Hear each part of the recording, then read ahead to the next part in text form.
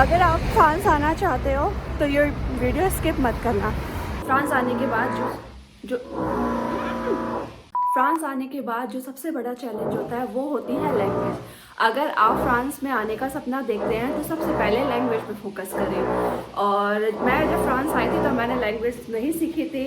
क्योंकि मैं dependent visa पे आई हूँ और उन्हें कुछ पता नहीं चल पा रहा है, उन्हें बताने वाला कोई नहीं है। तो मैं आपको बता दूं, आपको कुछ भी नहीं करना है। आपको सीधा, आप जिस भी सिटी में रहते हैं, जिस भी टाउन में रहते हैं, वहाँ पे मैरी होता है। आप मैरी जाओ, मैरी होता है टाउन हॉल, और वहाँ पे जाओ और बिना किसी बात करते हैं और आप उनको जाके अपनी बात बता दो और वो आपको डायरेक्ट बता देंगे कि आपको फ्रेंच सीखनी है, कैसे सीखनी है और कितनी फ़ीस है, क्या है। तो आप जाके अपनी फ्रेंच क्लास ले सकते हो और फ्रेंच में मास्टर बन सकते हैं। और सबसे अच्छा जो आपको फ्रांस में रहना है वो सबसे बेस्ट है कि आपको यहाँ की लैंग्वेज आनी चाहिए, और यहाँ की नेशनल लैंग्वेज फ्रेंच लैंग्वेज है, फ्रेंच। तो आप फ्रेंच सीखो और बिना किसी झिझक के रहो, आराम से, बिना किसी टेंशन के।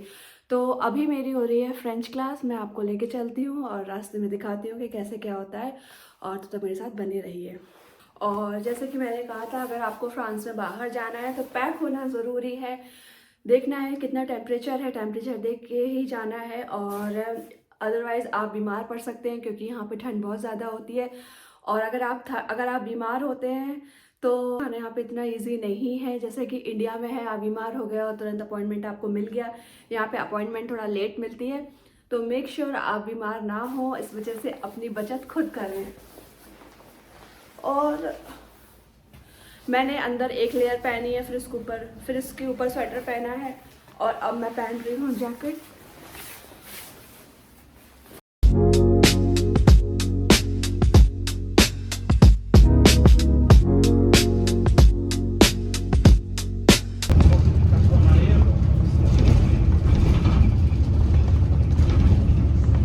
अगर आप फ्रांस आना चाहते हो तो ये वीडियो स्किप मत करना। ये सबसे इम्पॉर्टेंट है, फ्रेंच आनी चाहिए आपको, यहाँ की लैंग्वेज आनी चाहिए। अगर वो नहीं आती है तो फ्रांस में सरवाइव करना मुश्किल है। और जो लोग बोलते हैं वीडियो में कि नहीं, आप बहुत सारी यूनिवर्सिटीज़ में इंग्लिश स्पीकिंग प्रोग्राम होते हैं, तो हाँ वो हो सकते हैं। बट जहाँ कोर फ्रांस में रहती हूँ, ये छोटा टाउन है, तो यहाँ पे इंग्लिश कोई बोलना तो दूर, कोई समझता भी नहीं है। अगर आप बोलोगे वो फ्रेंच में ही रिस्पॉन्स करेंगे क्योंकि उनको इंग्लिश बिल्कुल भी नहीं आती, फ्रेंच आती है। तो मेरा है ये आज मेरी है फ्रेंच क्लास, तो मैं जा रही हूँ फ्रेंच का। पहले मैं एक वर्ड भी नहीं समझती थी, अब इतना इम्प्रूव हो गया है कि थोड़ा बहुत वर्ड मुझे आते हैं। बट अब धीरे धीरे आ जाएगा। फ्रेंच टफ है, इजी नहीं है। और आपको अगर मेरे ब्लॉग अच्छे लगते हैं तो सब्सक्राइब करें और लाइक करें, और मुझे आइडिया दें कि किस टॉपिक पे मैं ब्लॉग बनाऊं। और मेरी फ्रेंच क्लास में टीचर आ गए हैं, मैं वो नहीं दिखा सकती, बट सब मेरा वेट कर रहे हैं। बाय। और यहाँ मेरी क्लास होती है, मैं यहाँ क्लास करती हूँ। तो मेरी क्लास हो गई है ख़त्म, 2 घंटे की रहती है, 2 घंटे की, या कभी कभी 2.5 घंटे भी पढ़ा देते हैं, जैसा टाइम हो सब पे। और अब मेरी क्लास ख़त्म हो गई है, मैं जा रही हूँ। एक काम भी है वो कर लूँ, फिर उसके बाद देखती हूँ। अगर बस का टाइम रहता है टाइम पे तो मैं बस से चली जाऊँगी, अदरवाइज़ पैदल जाना पड़ेगा। और नाम ही ले रही थी, और देखो ये यहाँ का सुपरमार्केट है पास में, और ये मेडिकल है। अभी आपको नॉर्मल ऐसे मेडिसिन नहीं मिल पाएगी जैसे आप बोलो और चले जाओ, तो ऐसा नहीं है। आपको डॉक्टर का प्रिस्क्रिप्शन दिखाना हो तभी वो मेडिसिन देंगे, अदरवाइज़ नहीं देंगे। ये देखो ऐसे बस स्टॉप होते हैं, ये आपको हर 1 किलोमीटर पे मिल जाएंगे। यहाँ पे बस की टाइमिंग होती है और ये बस नंबर होते हैं, डेट होती है, जैसे कि ये सामदी सैटरडे बोलते हैं, और ये टाइम लिखा हुआ है। ये लंदी आबोंदी लंदी मंडे टू फ्राइडे। या वैसे देखो रोड पे कोई नहीं है, फिर भी इतनी स्लो चल रही है कार, कोई रश नहीं है, आराम से सारा सिस्टमेटिक है पूरा। आज ही मेरी क्लास है और आज ही मेरा बैडमिंटन होता है। जिस दिन मेरी क्लास होती है उसी दिन मेरा बैडमिंटन होता है। तो जो डे है ना बहुत हेक्टिक हो जाता है, वीडियो बनाना फिर एडिटिंग करना। तो ये डे है ना बहुत बड़ा ही हेक्टिक हो गया है। जब से मैंने ब्लॉगिंग स्टार्ट करी है तब से तो टाइम ही पता नहीं चल रहा है कहाँ जा रहा है, कहाँ कैसे शुरू हो रहा है, कहाँ ख़त्म हो रहा है। पर ये अच्छा है, मैं इंजॉय कर रही हूँ इस चीज़ को। और अगर आपको मेरे ब्लॉग अच्छे लग रहे हैं तो आप भी इंजॉय करो। और जितनी भी इन्फॉर्मेशन होती है, अभी खैर वेदर ख़राब चल रहा है इसीलिए मैं ज़्यादा ट्रैवल नहीं कर रही हूँ बसेस में। और वरना मैं आपको पूरा दिखाऊंगी कैसा यहाँ पे एरिया है और आसपास की जगह कितनी प्यारी है, कितनी वहाँ सबको दिखाऊंगी। बनी रहिए मेरे ब्लॉग में और वेट करिए मेरे ब्लॉग का। और पक्का मैं आपको निराश नहीं करूँगी, जैसा कि मैंने बोला है कि आपको पूरा कल्चर और ये सब दिखाऊंगी। बस थोड़ा सा मौसम ठीक हो जाए उसके बाद।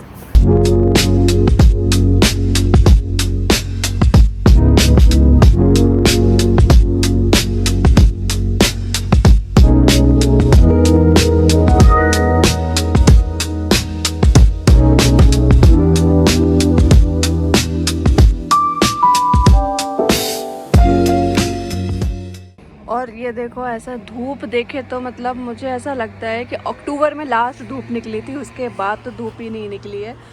जनवरी चल रहा है भाई, मैं तो तरस गई हूँ धूप देखने को, सन देखने को। सन ही नहीं निकल रहा है, पता नहीं लास्ट ईयर तो था, इस बार तो नहीं निकला। अभी मैं बस स्टॉप पर हूँ और बस का वेट कर रही हूँ। और यहाँ का फ्रांस का ये है कि बस का क्या है, यहाँ का बस थोड़ा सा पेशेंस चाहिए। और जो बसेस होती हैं वो हमेशा टाइम पे होती हैं। और जैसे 131 है तो 131 पे ही आएगी। 130 या 132 पे बहुत ही रेयर चांस होते हैं जो लेट हो जाती है, कभी मौसम की वजह से या कभी 1-2 मिनट ऊपर नीचे हो गया। बहुत ही रेयर होता है, वैसे ऑन टाइम ही रहती है। और बस मैं बस का वेट कर रही हूँ। मैं आपको बता दूँ, अगर आप फ्रांस आ रहे हो ना तो ये 2 चीज़ें तो आप रट लो, बाकी चीज़ें बाद में देखना। पहले तो बोंजूर और मैक्सी। बोंजूर मीन्स होता है हेलो, और हेलो भी बोलते हैं। और देखना भी बस ना आ जाए, मैं बात ही करती रह जाऊँ आपसे। और गुड डे, बोंजूर का मतलब होता है हेलो, और गुड मॉर्निंग भी बोलते हैं, हेलो भी हो गया और गुड डे भी हो गया। और मैक्सी हो गया, मैक्सी मतलब एक आप रिस्पेक्ट हो गया, रिस्पेक्ट बेस पे बोल रहे हो आप। मैक्सी का मतलब होता है थैंक यू, और थैंक यू भी होता है आप सामने वाले को रिस्पेक्ट कर रहे हो।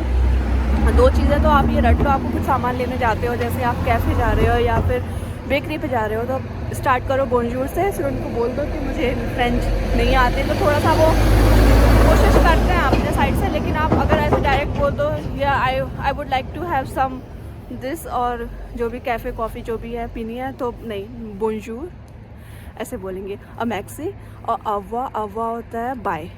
तो ये 3 वर्ड तो आप याद कर लो। मैंने 2 बोला था, सॉरी 3 है। 3 वर्ड तो आप याद कर लो फ्रांस में आने के। और रूटीन हो गया है कि बस, क्लास, बस स्टॉप, क्लास, फिर बस का वेट करना, अभी डेली रूटीन बन चुका है। और क्लासेस जो होती हैं वो वीकडेज़ में सिर्फ 3 दिन होती हैं। 3 दिन, वो 1 दिन एक्स्ट्रा है वो मेरे लिए, और 2 दिन है वो और सबके साथ होती हैं। और जो मैं एक अकेले, और जो जैसे मैं ट्यूसडे और थर्सडे मेरी क्लास है, फ्राइडे को मैं अकेले पढ़ती हूँ। जो प्रोफेसर है वो मुझे अकेले पढ़ाते हैं। और उसके बाद जो बाकी के 2 दिन होते हैं उसमें पूरी क्लास के साथ जो स्टूडेंट्स होते हैं। बस आ गई है मेरी, 1 मिनट रहते हैं आने में और फिर मैं बस में बैठ के अपने घर चली जाऊंगी। मैं कितना मोटा लग रही हूँ, मैंने इतनी लेयरिंग कर रखी है ना, इतनी मोटी जैकेट और उसके अंदर स्वेटर के अंदर भी एक स्वेटर, मफलर, फिर भी ठंड कम नहीं हो रही, हवा इतनी तेज़ चल रही है ना। और बात करते करते लो मेरी बस भी आ गई है। और बस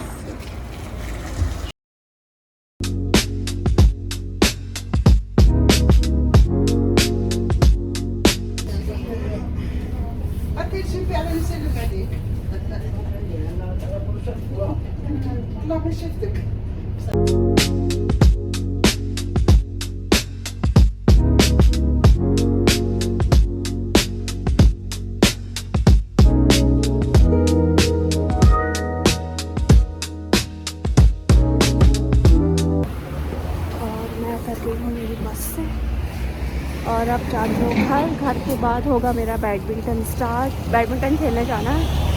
और उसके बाद अगर ब्लॉग एंड नहीं कर पाई तो मैं अभी ब्लॉग एंड कर देती हूँ। मिलते हैं आपसे नए ब्लॉग में, आज के लिए बस इतना ही। और यहाँ पे ना आपको यहाँ से ही क्रॉस करना होता है। अगर आप वेट कर रहे हो ना तो कार आपके लिए रुक जाएंगी। सबसे अच्छा जेस्चर होता है इनका कि अगर आप खड़े हो ना तो कार दोनों साइड से रुक जाती हैं। और ये तो मुझे बहुत अच्छा लगा। ऐसा इंडिया में तो होता नहीं है, कार चलती चली जाती हैं स्पीड में, और लेकिन यहाँ पे तो रुक जाती हैं कार। मतलब पैदल वालों की इज्जत है यहाँ। बज गए हैं शाम के 7, तो डिनर की प्रिपरेशन करेंगे और बनाएंगे अपना खाना। तो बनाना क्या है ये सबसे पहले डिसाइड करना बड़ा मुश्किल है। तो जैसा कि मैंने बताया आपको कि मेरी क्लास थी, उसके बाद मैं गई बैडमिंटन खेलने। तो ये डे में एक दिन होता है, मतलब जिस दिन मेरी क्लास होती है उस दिन बैडमिंटन होता है। तो अब मैं बैडमिंटन खेल के आ चुकी हूँ और डिनर की प्रिपरेशन करती हूँ। देख ही रहे हो कि आप मेरे मुंह पे 12 बज गए, क्योंकि मैं बहुत ज़्यादा थक गई हूँ और मुझे ठंड भी बहुत लग रही है। तो क्या है ना कि अभी मैं यहाँ किचन में हूँ, किचन में हमारा हीटर हटवा दिया गया है। तो अब मेरे साथ क्या हुआ ना कि मैंने ब्लॉगिंग स्टार्ट कर दी है ना, बना करनी है, मैंने वीडियो भी डालना स्टार्ट कर दिए है। थैंक यू सो मच जो मुझे जो चैनल मेरा सब्सक्राइब कर रहे हैं और मेरे वीडियो को लाइक कर रहे हैं, उनके लिए थैंक यू। और मैं एक बात और आपसे शेयर करना चाहती हूँ कि मेरा फ़ोन था वो गिर के टूट गया, उसकी स्क्रीन अलग हो गई और स्क्रीन चली गई। अब मैं वेट कर रही हूँ मेरे नए फ़ोन आने का। और उस टाइम ये हालत हुई थी कि बाहर वेदर भी इतना ख़राब हो रहा था और सारी बसेस, मार्केट सब कुछ बंद हुए थे, पूरी सिटी सारी बंद थी। ख़राब वेदर में ऐसा ही होता है। और मेरा फ़ोन उसी टाइम पे ख़राब हो गया। थैंक्स टू माय हस्बैंड मुझे फ़ोन दिया है ब्लॉगिंग के लिए, तो मैं उनके फ़ोन से ही ये ब्लॉगिंग वगैरह कर रही हूँ। जो भी आप वीडियो और फोटो देख रहे हो, वीडियो शॉर्ट्स देखते हो, और मेरा फ़ोन आएगा तब मैं आपको दिखाऊंगी मेरा नया फ़ोन कैसा है क्या है। ऑलरेडी फुल हो गया था तो कुछ डेटा मेरा फ़ोन में ही था। अब जब फ़ोन ठीक होगा, ठीक करवाएंगे, अगर वो ठीक होता है तो फिर मेरा डेटा, मैं प्रे ये करूँगी कि मेरा डेटा लॉस ना हो।